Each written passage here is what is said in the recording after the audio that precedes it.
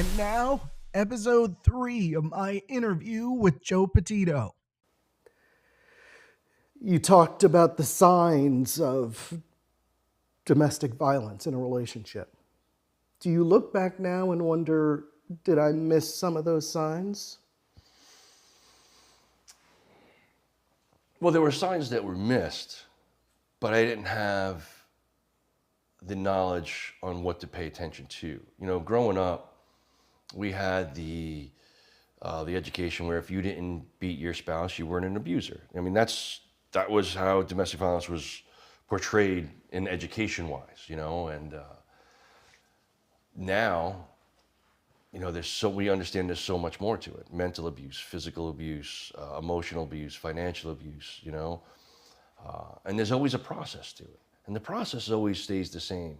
And so, I mean, listen, there may have been things missed, but it's very difficult to see on such an elongated relationship. All right, so like the process for it, they start off with love bombing, right? They really, you're the only one. They literally just put you on that pedestal, and they'll slowly tell you on how this friend is bad and this friend is bad, and then they really start to alienate you from your friends, and then they start to alienate you from your family, and then your job, and then your car, and then your finances, where then you're really trapped. And they always seem to follow that, and it's hard to spot on, a 4, 5, 6 year relationship, and but now we're trying to educate people on how those signs play out, where to go if you find yourself in those type of situations, or if you have a friend or family member that's in those situations, where to go and where to learn to have those type of talks with, because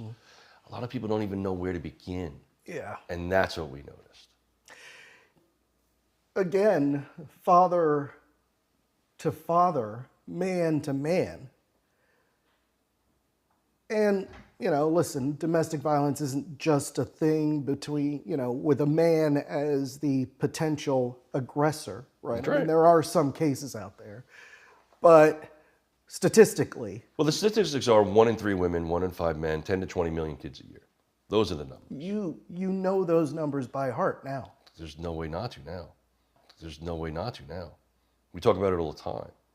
And a lot of times when a man wants to come forward as a victim or says his story, they get laughed at.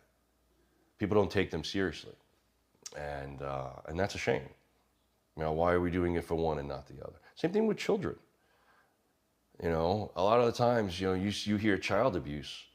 That is domestic violence, whether you want to admit it or not. It's you guys live together. That is domestic violence. Not only that, if a husband and wife or 2 spouses are in an abusive relationship with children, the trauma that is inflicted on the children that have to watch it. You see parents get divorced and will weaponize the children against one spouse. That's horrendous. You should never, ever use a child to get back at another parent. That should never happen.